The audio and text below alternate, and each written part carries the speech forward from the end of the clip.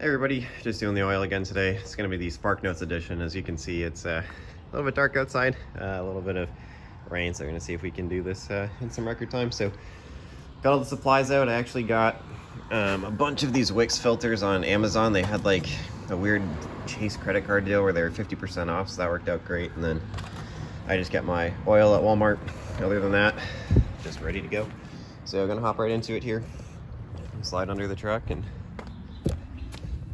get started.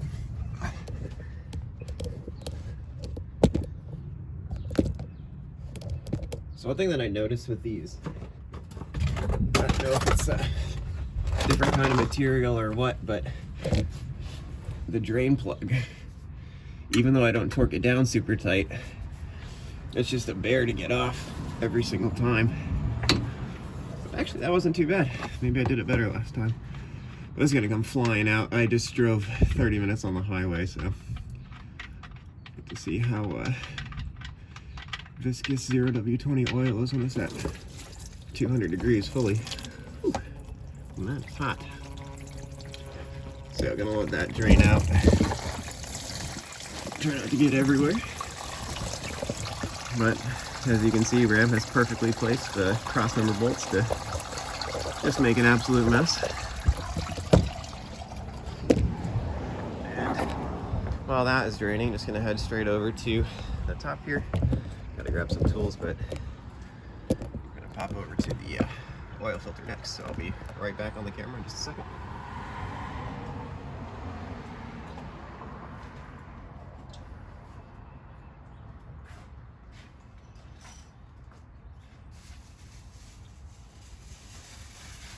All right, so heading off into step number 2. Got the ratchet in there.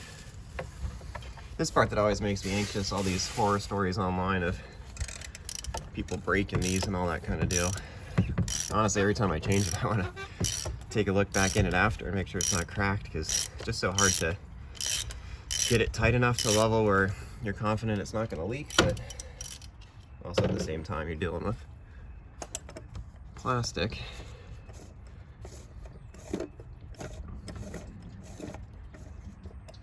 Looks like we're good there. Handy paper bag so I don't trip all over the inside of my engine bay. There we go.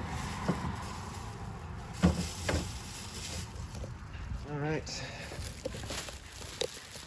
So one thing that I was curious about after I changed this last time, because again, everyone online is like, the 3.6, it always cracks. They're saying that if it does, the bottom of this filter, it would bottom out, and that you'd be able to see it's like kind of crushed in there, but it's actually spinning freely inside of the canister, and don't really see any evidence of anything being too bad here. So, you know, I wasn't leaking any oil at all. It's just, you know, you read that stuff online and everyone's like, oh, it's the worst thing in the world, but, you know, honestly, with these things, that's the internet these days.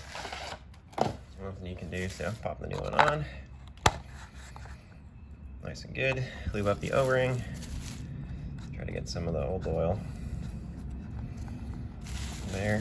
Could use new oil, but honestly, I probably should. But as long as it's working, that's fine. I'm gonna go pour the new oil that I got there into my handy dandy spill-free jug. I love this thing. It's like the best $6 I ever spent at Walmart. No spill. Pour it right in. You know exactly how much. Like if you're ever doing half quart intervals, this is like a perfect way to measure half quart intervals as well. So I love that about it.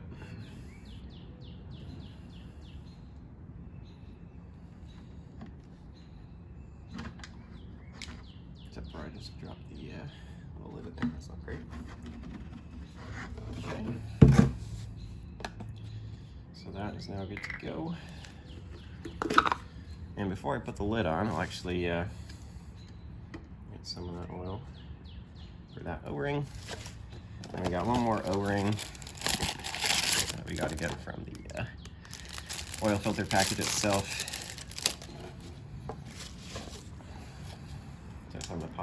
to the filter.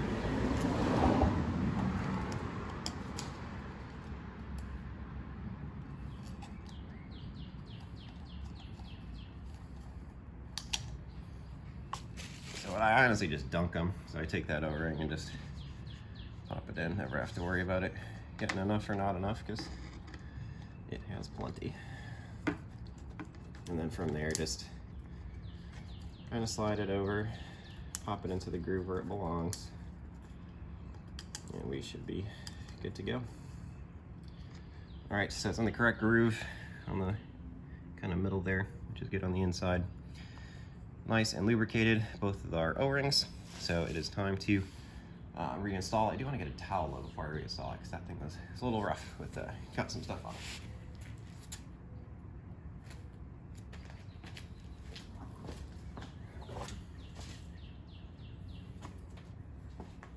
And this will be today's towel of sacrifice. So I use old towels I use for the drying off the car after car washes, because I feel like they do a good job of just not destroying your hands and actually picking up the moisture. So, all right, back at it again.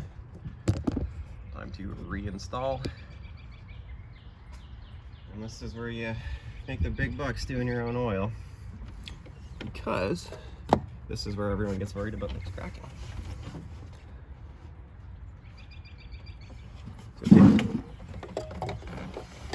Always good.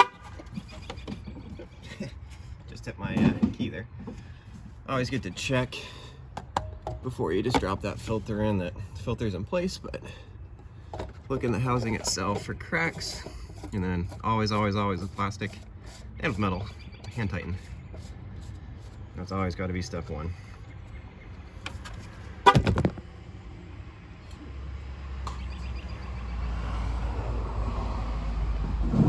Just have the keys perfectly in my pocket. Take these out.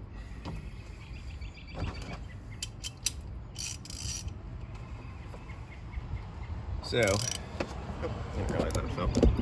Sorry about that, everybody. So I'll show this as I'm tightening, but this is the part of the process that makes me nervous, because when you can hear it, that's just the seal, and it kind of gets stuck as you tighten it, and like it's a decent amount of force. Once it starts moving, it's really not much force at all.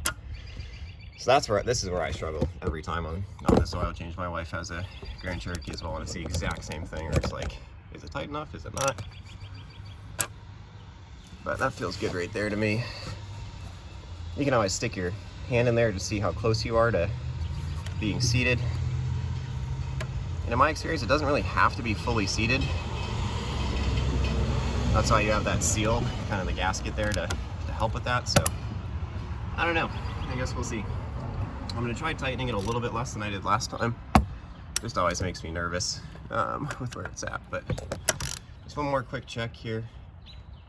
And yeah, that feels like it's at least gotta be 15-20 foot-pounds there, so don't want to do too much more than that.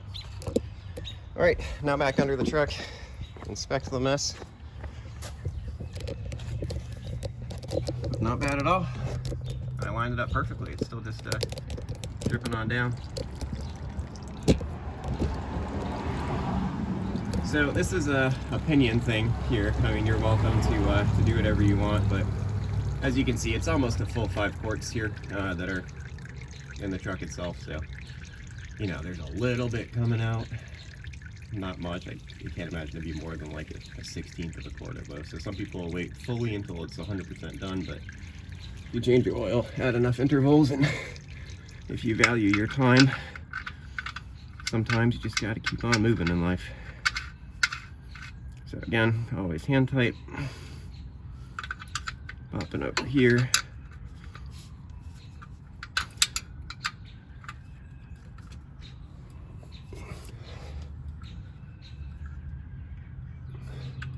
And it looks like that felt good there. I'll just check one more time to make sure. Yeah, we're solid there. So again, a lot of this stuff is honestly by feel. You don't want to overdo it. Obviously, underdoing it, you'll know right away because it'll be leaking.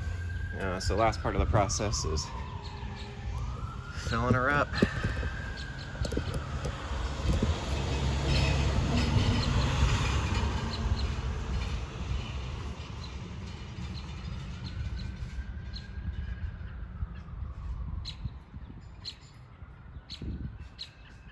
All right.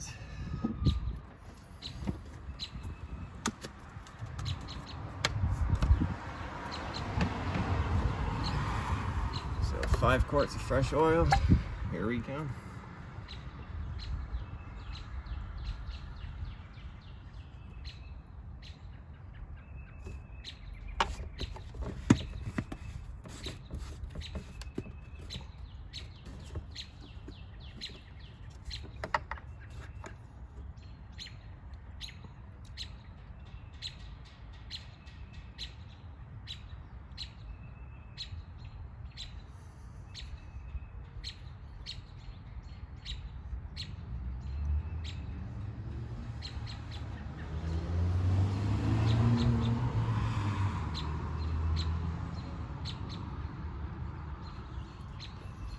All right, and we are good to go. Got the last little droplets in there. Sometimes on the ribbing of the funnel itself, it'll kind of, some of it gets caught up, but for the most part, we're looking good. Try not to dribble. And there we go, that's an oil change. So, did it before it rained. Just holding out barely. And the nice thing is, now that oil change is done, we get to work on the thing that we actually want to work on, which is the sports car. So hopefully some updates later this weekend on this. I have my list on the window. So we're done pinion seal, diff fluid, trans fluid. I actually tested the fuel pump, which is good. Saw a good PSI there. AC PSI as well is great. Put wiper blades on it because there literally weren't any wiper blades on it.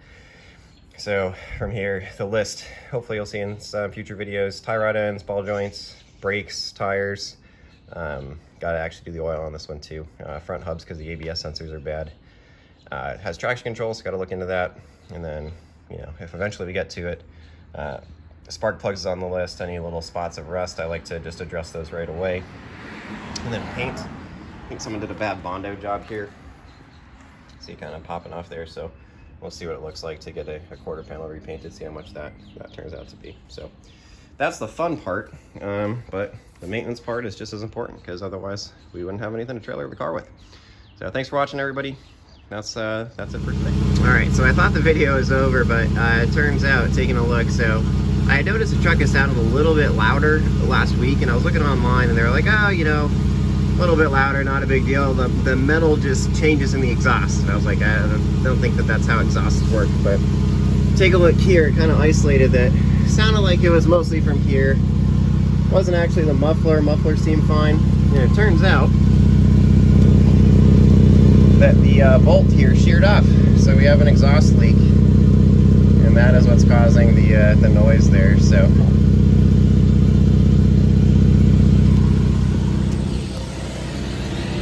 kind of neat to see. So maybe we'll be working on the truck after all. Instead of the sports car, which is what I always want to work on. So we'll see from there, but yeah, I'll keep you updated, see if it's covered under warranty. Truck is definitely more than 36,000 miles, but definitely under 60,000. So who knows? If anyone's had experience, comment. Let me know any advice in the process.